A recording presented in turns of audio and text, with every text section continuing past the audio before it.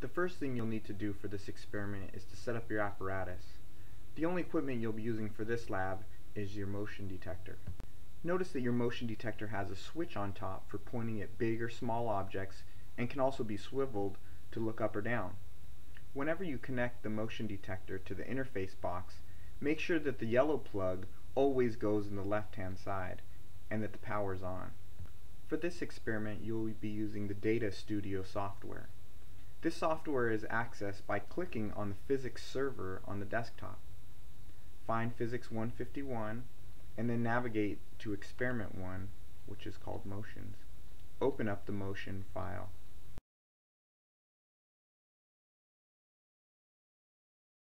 The data that you collect for this experiment will consist of a person walking toward or away from the motion detector. Notice that you start data collection by pushing the green start arrow and the red stop button. Here we show how to add a velocity graph and manipulate the axes using tools in Data Studio.